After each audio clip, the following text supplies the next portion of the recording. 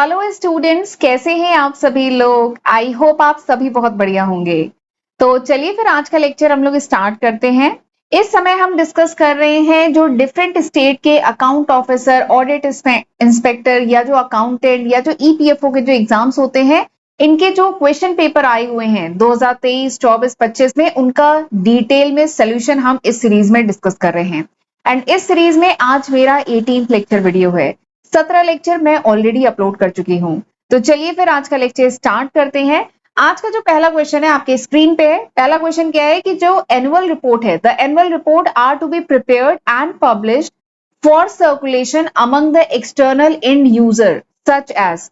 तो क्वेश्चन क्या कह रहा है कि जो एनुअल रिपोर्ट होती है ये प्रिपेयर की जाती है, पब्लिश की जाती है for circulation among the external and user. जो ऑर्गेनाइजेशन एनुअल रिपोर्ट बनाती है ये एक्सटर्नल यूजर्स के लिए है। ठीक है, तो एक्सटर्नल यूजर्स कौन कौन से? Company, competitor, contributor and colleague, या customer, creator, collaborator and contractor, या government, competitor, owner and top management. पहले तो टॉप मैनेजमेंट इंटरनल यूजर है, ओनर इंटरनल है। ठीक है, तो ये तो है ही नहीं आंसर। ठीक है, और कॉम्पिटिटर के साथ हम क्यों अपनी जो भी एनुअल रिपोर्ट है वो शेयर करेंगे? ठीक है, कलीग के साथ क्यों शेयर करेंगे? तो ये भी गलत है। ठीक है, कस्टमर के साथ एनुअल रिपोर्ट शेयर होती है, क्रिएटर के साथ, कोलैबोरेटर के साथ, तो ये भी रॉन्ग है। तो ऐसे ही मुझे तीन आंसर, तीनों ऐसे ही कट गए। आंसर तो वैसे भी यही है। वैसे चौथा हम पढ़ लेते हैं। Share holder, investor, banker, debenture holder and creditor. तो ये आंसर एकदम सही है। ये क्लास 11th का क्वेश्चन है। क्लास 11th में आप एकदम बेसिक अकाउंटिंग जहां पढ़ते हैं वहां पे आप users of financial statement, organization जो फाइनेंशियल स्टेटमेंट बनाती है या कह लीजिए जो एनुअल रिपोर्ट बनाती है, उसके यूजर कौन होते हैं? तो उसके यूजर्स जो होते हैं ना, उनको दो कैटेगरी में डिवाइड कर सकते हैं। एक होते हैं इंटरनल यूजर, एक होते हैं एक्सटर्नल यूजर। एक्सटर्नल यूजर जो होते हैं जैसे शेयर होल्डर हुआ, इन्वेस्टर हुआ जिन्हें कंपनी में पैसा लगाना है, क्रेडिटर जिनसे हमने उधार लिया हुआ है, डिवेंचर होल्डर या बैंकर, या जो गवर्नमेंट या टैक्स अथॉरिटी जो होती है, फाइनेंशियल एनालिस्ट जो होते हैं, रेगुलेटरी अथॉरिटी होती है, ये सब हमारे ऑर्गेनाइजेशन के फाइनेंशियल स्टेटमेंट को मतलब एनालाइज करती है, इनको देखती है। तो एक्सटर्नल यूजर की बात करें तो ये लोग आते हैं। इंटरनल यूजर में जैसे कंपनी का मैनेजमेंट है, कंपनी के डायरेक्टर है, कंपनी के एम्प्लॉय हैं, ये सब इंटरनल यूजर, इनके लिए भी फाइनेंशियल स्टेटमेंट इंपॉर्टेंट है, ये लोग भी देखते हैं। ठीक है, तो इसके यूजर्स फाइनेंशियल स्टेटमेंट या कह लीजिए एनुअल रिपोर्ट के यूजर्स ये लोग होते हैं। ठीक, एनुअल रिपोर्ट क्या होती है ये तो समझ रहे हैं ना। एनुअल रिपोर्ट एक कंप्रेहेंसिव रिपोर्ट होती है जो कंपनी बनाती है at the end of financial year, and इसमें जितनी भी financial and non financial information होती है कंपनी की वो होती है। एंड एनुअल रिपोर्ट जो है इंटरनल एंड एक्सटर्नल दोनों पर्पज से यूज होती है, एंड इससे कंपनी की जो फाइनेंशियल परफॉर्मेंस है, फाइनेंशियल इंफॉर्मेशन है, फाइनेंशियल पोजीशन है, उसके बारे में आइडिया लगता है। ठीक है, तो दिस इज एनुअल रिपोर्ट। और एक्सटर्नल यूजर इसके कौन से है? शेयर होल्डर है, क्योंकि उन्होंने कंपनी में पैसा लगाया ना। ठीक है, तो वो जानना चाहेंगे ना कंपनी की प्रॉफिटेबिलिटी क्या है, उन्हें डिविडेंड मिलेगा तो कितना होना चाहिए। ठीक है, तो शेयर होल्डर इंटरेस्टेड होते हैं, इन्वेस्टर ने पैसा लगाया हुआ है, बैंकर लोन देगी कंपनी को तो वो जानना चाहती है, डिवेंचर होल्डर ने भी कंपनी को उधार दिया हुआ है, क्रेडिटर ने उधार दिया हुआ है, तो ये सब पार्टी जो होती है ये इंटरेस्टेड होती है कंपनी के एनुअल रिपोर्ट में। तो आप समझ गए होंगे option D is the correct answer. ठीक, अगला क्वेश्चन देखते हैं। अगला क्वेश्चन एक न्यूमेरिकल है, अच्छा क्वेश्चन है। ज्वाइंट वेंचर जो टॉपिक है ना वहां से ये न्यूमेरिकल है। क्वेश्चन क्या है कि X and Y entered a joint venture for export of Indian handicraft item. X और वाई जो है ये एक ज्वाइंट वेंचर में इंटर हुए और इन्हें ये मिलके क्या कर रहे हैं? एक्सपोर्ट कर रहे हैं इंडियन हैंडीक्राफ्ट आइटम का टू ओवरसीज कस्टमर, इंडिया के बाहर ओवरसीज कस्टमर को बेच रहे हैं। ठीक है, X send goods worth ₹2 lakh to Y. X ने वाई को गुड्स भेजे, कितने के? 2 लाख के गुड्स इसको भेजे वाई को, कि वाई का काम क्या था? उसे यूएस से ये गुड्स एक्सपोर्ट करने थे। ठीक है, तो वाई ने क्या किया? वाई ने एक्सपोर्ट किया गुड्स वर्थ ₹1,75,000। तो वाई ने क्या किया? 2 लाख के गुड्स इसको भेजे गए थे। ठीक है, वाई ने 1,75,000 के जो गुड्स थे वो यूएस से एक्सपोर्ट किए। ठीक है, एंड ये जो गुड्स थे ये कितने में एक्सपोर्ट किए? ये तो इनकी कॉस्ट है ना, 1,75,000, ये तो इनकी कॉस्ट है। इसने पूरा नहीं एक्सपोर्ट किया, इसने 1,75,000 के गुड्स एक्सपोर्ट किए और उसके बदले में इसको कितना मिला? मतलब इसका मतलब रेवेन्यू कितना हुआ? 2,10,000 ये दिया हुआ है। इसने एक्सपोर्ट किया goods worth ₹1,75,000 to the USA for 2,10,000। ठीक है, and agree to take away the remaining goods at cost less 10%। ठीक है, देखिए एक्स ने कितनी कॉस्ट के गुड्स इसको भेजे थे, 2 लाख के गुड्स भेजे थे, जिसमें 1.75 इसने एक्सपोर्ट कर दिया यूएसए को, जिसपे रेवेन्यू आया इतना 2.10 का। ठीक है, रेवेन्यू नहीं मतलब 1.75 के गुड्स को 2.10 पे इसने एक्सपोर्ट कर दिया। फिर बचे कितने के गुड्स, 25,000 के गुड्स इसके पास बचे वाई के पास। ठीक है, तो वाई ने क्या कहा कि हम इसको मैं ले लूंगा। इसने कहा, वाई ने कहा, Y agree to take away the remaining goods. Y ने ये जो बचे हुए 25,000 है, इसने कहा कि मैं ले लूंगा 10% कॉस्ट से 10% कम पे मैं इसको रख लेता हूं। तो आपको बताना है what is the profit in joint venture, joint venture में कितना प्रॉफिट है ये आपको बताना है। This is the question. ठीक, ये बात समझ में आ गई। तो देखिए वाई के पास 1.75 इसने यूएस में एक्सपोर्ट कर दिया, कितने में, 2.10 में। ठीक है, और 25,000 के जो गुड्स हैं इसने कहा कि मैं 10% कम पे ले लूंगा। तो 25,000 का 10% कितना होता है, 25,000 का 10% हुआ, 10 काट दीजिए, 2500। ठीक है, यानी 25,000 में से 2500 माइनस करिए, इसका मतलब आया 22,500। यानी ये जो y है ये 22,500 में इन गुड्स को अपने पास रख लेगा। ठीक है, अब आगे इसके बाद y चाहे उसका जो भी करे ये इतना अपने पास रख लेगा। तो आपको बताना है इस ज्वाइंट वेंचर में प्रॉफिट हुआ कि लॉस हुआ। ठीक, तो इस प्रॉफिट या लॉस को पता करने के लिए सबसे पहले पता कर लेते हैं टोटल रेवेन्यू कितना मिला।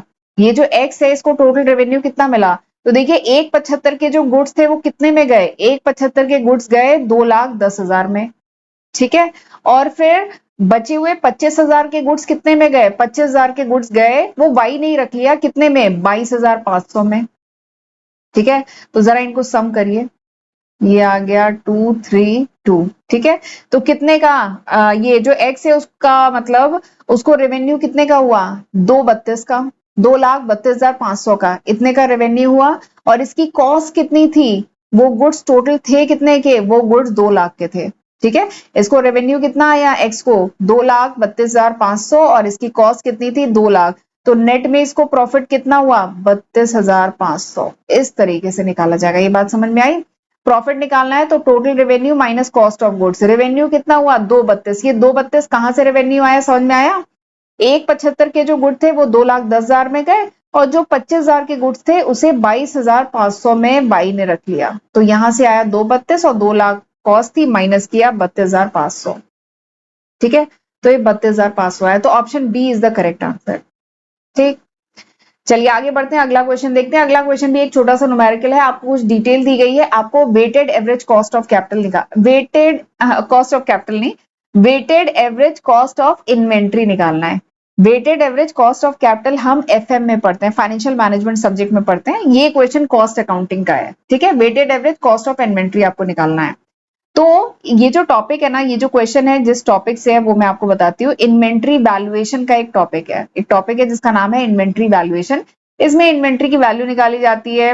इन्वेंट्री का वैल्यूएशन करने के बहुत सारे मेथड होते हैं, simple average method, weighted average cost method, FIFO method, HIFO method, और फीफो, हीफो और लीफो मेथड, बहुत सारे मेथड है। यहाँ पे वेटेड एवरेज कॉस्ट मेथड की बात की गई है कि वेटेड एवरेज कॉस्ट मेथड से आपको इन्वेंट्री की वैल्यू निकालनी, कॉस्ट निकालनी है। ठीक है, ये क्या है रिसिप्ट, ये क्या है रेट। रिसिप्ट मतलब 300 यूनिट आए 11 रुपए के रेट पे, 550 यूनिट आए 12 रुपए 50 रुपए के रेट से, 400 यूनिट 11.50 के रेट पे, 500 यूनिट 12 रुपए के रेट से। ठीक है, तो ये सब रिसिप्ट है एंड ये क्या है, रेट्स है। ठीक है, तो आपको बताना है weighted average cost of capital. तो देखिए वेटेड एवरेज का फॉर्मूला क्या है, वेटेड एवरेज का फॉर्मूला है total cost divided by total unit. Total unit कहां से पता चलेगी, ये यूनिट दी गई है 300 आई यूनिट, फिर 550 आई, 400 आई, 500 आई, तो इसको सम करिए तो आ जाएगा टोटल यूनिट। ठीक, इसको सम किया तो आया 1750। ये देखिए टोटल यूनिट निकालने के लिए 300, 550, 400, 500 इन सबको सम किया, आया 1750। तो टोटल यूनिट यहां से आ गई। ठीक, अगला क्या है, वेटेड एवरेज के लिए टोटल कॉस्ट चाहिए। अब ये टोटल कॉस्ट कहां से पता चलेगी, क्योंकि ये वेटेड एवरेज मेथड है तो इसको कॉस्ट को वेट से मल्टीप्लाई करना है। ठीक है, ये है इसका वेट 300 यूनिट, ये इसका वेट है। ठीक है, तो this multiplied by this multiplied by this, इसको इससे मल्टीप्लाई करेंगे, ये करना है। तो ये यूनिट है, ये इसके रेट्स हैं, पर यूनिट के रेट हैं, तो इसको मल्टीप्लाई करेंगे। 300 को 11 से मल्टीप्लाई किया 3300, 550 को इससे मल्टीप्लाई किया, ये 400 को इससे मल्टीप्लाई किया, ये 500 को 12 से मल्टीप्लाई किया ये, अब इन सबको सम किया 20,775, 20,775। तो ये क्या आ गई, टोटल कॉस्ट आ गई। ठीक है, तो टोटल कॉस्ट ये आ गई, नंबर ऑफ यूनिट ये आ गई, दोनों को डिवाइड करिए। ठीक है, तो टोटल कॉस्ट ये आ गई, नंबर ऑफ यूनिट ये है, दोनों को डिवाइड करिए, वेटेड एवरेज कॉस्ट निकल के आ जाएगी, जो आप कैलकुलेशन खुद करिएगा कैलकुलेटर से, तो आ जाएगी 11.87 पर यूनिट। ठीक है, तो ये आ गया weighted average cost of inventory, कितना है 11.87। तो कहां पे, option D is the correct answer. ठीक है, तो इस तरीके से होगा ये क्वेश्चन। चलिए अगला क्वेश्चन देखते हैं। अगला क्वेश्चन बहुत आसान सा है कि a business transaction in which money comes into business immediately after the goods are delivered और service are rendered is called. तो क्वेश्चन क्या कह रहा है कि उस बिजनेस ट्रांजैक्शन को क्या कहा जाएगा जहां पे गुड्स को डिलीवर करते ही, सर्विस को डिलीवर करते ही तुरंत पैसा आ जाए, तुरंत आपको कैश रिसीव हो जाए, तो इसको क्या कहेंगे? इसको कैश ट्रांजैक्शन कहेंगे, क्रेडिट ट्रांजैक्शन कहेंगे, round tripping and profit shifting कहेंगे, या इसको हवाला ट्रांजैक्शन कहेंगे। ठीक है, तो ये चार ऑप्शन दिए गए, आपको बताना है। तो देखिए ये जो ट्रांजैक्शन है, वैसे ही बहुत इजी क्वेश्चन है, ये कैश ट्रांजैक्शन है।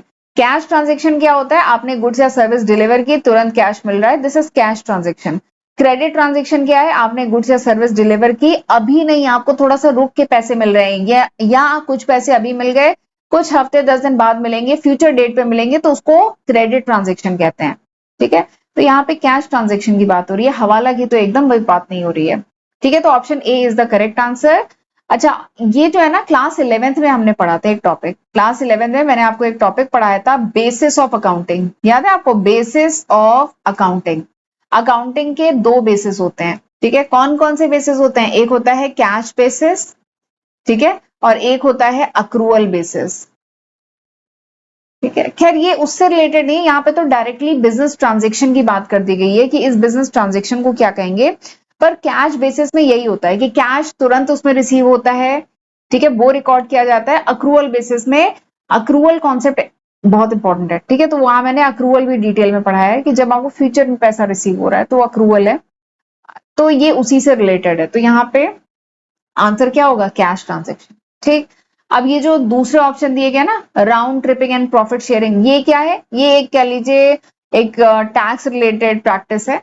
ठीक है, ये बिजनेस ट्रांजैक्शन ये नॉर्मली नहीं यूज होता है, तो ये तो है ही नहीं आंसर। और हवाला तो एकदम नहीं है। हवाला क्या है? हवाला एक इनफॉर्मल मनी ट्रांसफर सिस्टम है, ये स्टैंडर्ड तरीका नहीं है। ठीक है, तो ये भी नहीं है, तो आंसर पता चल गया, कैश ट्रांजैक्शन। अगला क्वेश्चन करते हैं।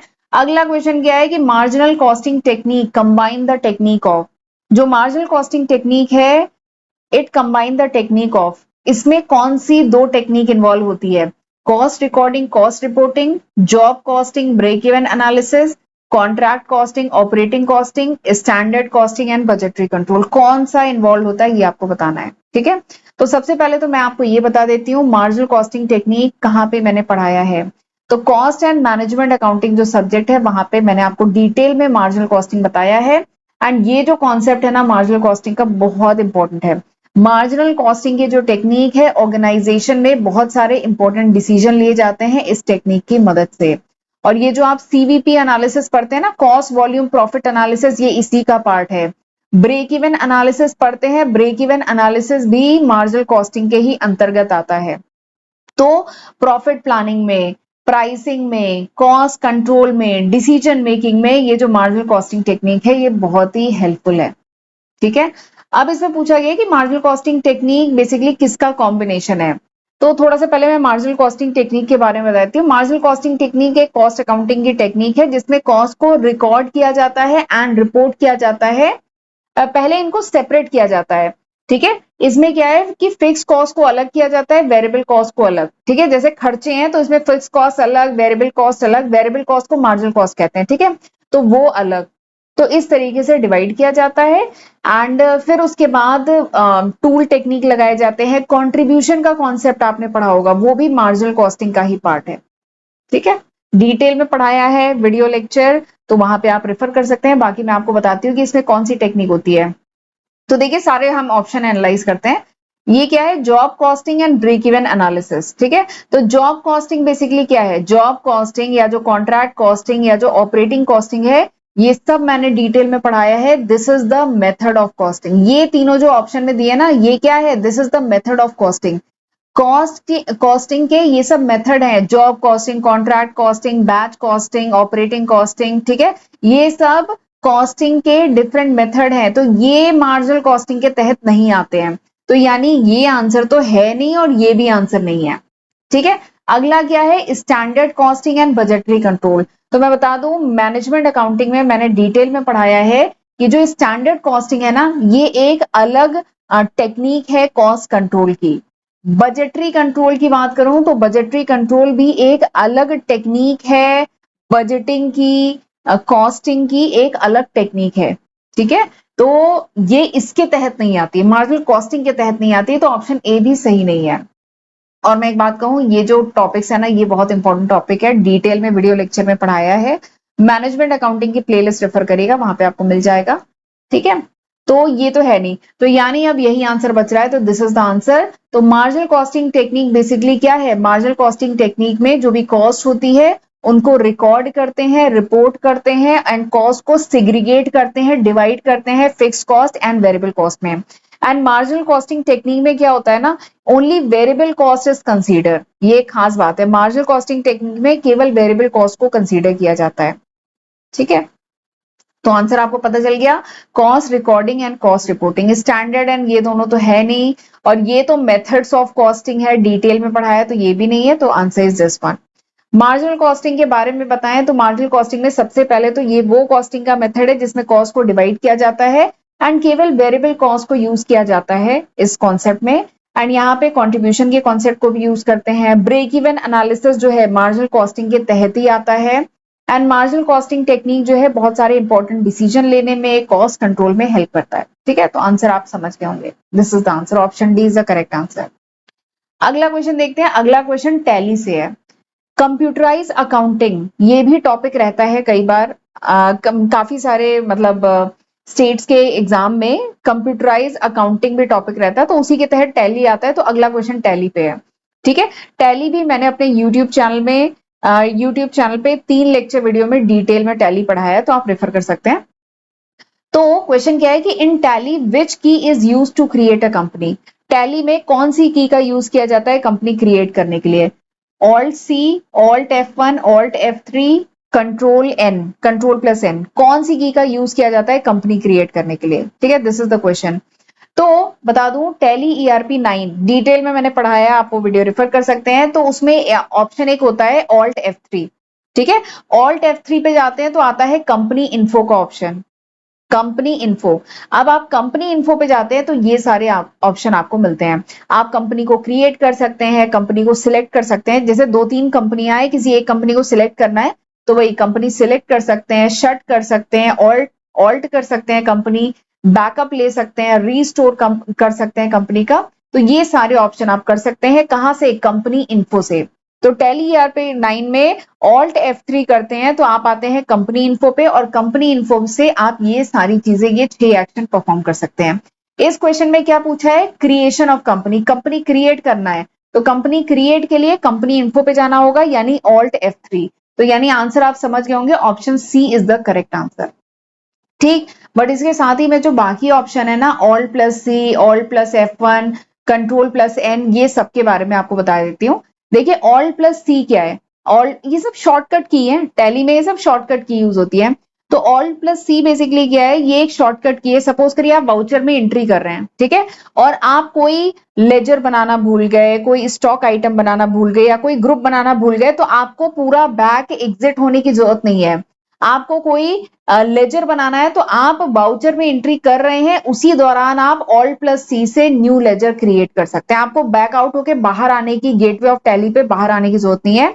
ऑल्ट प्लस सी एक शॉर्टकट तरीका है लेजर क्रिएट करने का, स्टॉक आइटम या ग्रुप क्रिएट करने का ड्यूरिंग वाउचर एंट्री के दौरान, ठीक है। तो ये इसका काम होता है। अगला क्या है? Alt plus F1। Alt plus F1 basically company को शट करने, क्लोज करने के लिए यूज होता है, ठीक है। जो आप कंपनी इस समय इमीडिएटली यूज कर रहे हैं, करेंटली जो एक्टिव वर्किंग कंपनी है, उसको शट करना है, क्लोज करना है, तो ये यूज होता है। अगला क्या है जो ऑप्शन में दिया है? Control plus N। तो कंट्रोल प्लस N क्या है कि टैली पे ही राइट साइड नीचे ना कैलकुलेटर का भी ऑप्शन होता है। तो वो कंट्रोल प्लस एन से आप उसे एक्सेस कर सकते हैं। ठीक है, तो ये जो कमांड है इससे आप ओपन या क्लोज कर सकते हैं टैली का इंटरैक्टिव जो कैलकुलेटर पैनल है, जो इस तरफ ये कह लीजिए राइट बॉटम कॉर्नर पे होता है, तो उसके लिए कंट्रोल प्लस एन होता है, तो ये कर सकते हैं। ठीक है, तो आंसर समझ में आ गया है। ऑल्ट प्लस F3 से आप कंपनी क्रिएट करते हैं। अगला क्वेश्चन क्या है, in Tally gateway of Tally is, Tally में जो गेटवे ऑफ टैली होता है, ठीक है, वो क्या होता है, screen use for printing reports. अच्छा, टैली में गेटवे ऑफ टैली क्या है, ये बेसिकली इसमें पूछा गया है। तो बता दूं, gateway of Tally home screen होती है। सबसे पहले जब आप टैली ओपन करते हैं तो सबसे पहली जो स्क्रीन आती है ना, जिसमें सारे मेन्यूज होते हैं, बहुत सारे मेन्यू होते हैं, तो उसी को गेटवे ऑफ टैली कहते हैं, होम स्क्रीन टाइप।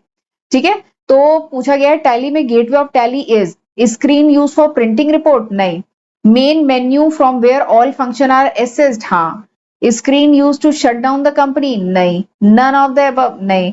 तो गेटवे ऑफ टैली बेसिकली क्या है, gateway of Tally home screen है, मेन स्क्रीन है। ये सेंट्रल मेन्यू देता है जहां से यूजर जितने भी मेजर फीचर है, मेजर फंक्शन है सॉफ्टवेयर के, वो यूज कर सकता है। तो this is gateway of tally. ठीक है, गेटवे ऑफ टैली से ही अगर आपको जो भी लेजर है, ग्रुप है, स्टॉक आइटम है, उन्हें क्रिएट करना है, ऑल्टर करना है, तो आपको गेटवे ऑफ टैली से जाना होगा। ठीक है, अकाउंटिंग वाउचर की रिकॉर्डिंग करनी है, इन्वेंट्री वाउचर की रिकॉर्डिंग करनी है, कोई रिपोर्ट वगैरह देखनी है, या कुछ सेटिंग में जाके चेंज करना है, कंपनी के कॉन्फ़िगरेशन चेंज करना है, या सॉफ्टवेयर के कॉन्फ़िगरेशन चेंज करना है, तो आपको गेटवे ऑफ टैली, बेसिकली सबसे पहले यही स्क्रीन आती है, तो वो आप यहीं से जाएंगे। ठीक है, वीडियो लेक्चर में मैंने डिटेल में मतलब ये सब गेटवे ऑफ टैली वगैरह पढ़ाया है, तो आप पढ़ सकते हैं। ठीक है, तो आप समझ गए होंगे आंसर क्या, आंसर तो मैंने पहले ही बता दिया, option B is the correct answer. ठीक है, तो चलिए, आई होप आज जो मैंने क्वेश्चंस डिस्कस किए हैं आपको अच्छे समझ में आए होंगे। तो this was all about today's lecture. तो अब हम मिलते हैं अगले लेक्चर वीडियो में, तब तक अपना ध्यान रखिएगा। God bless you.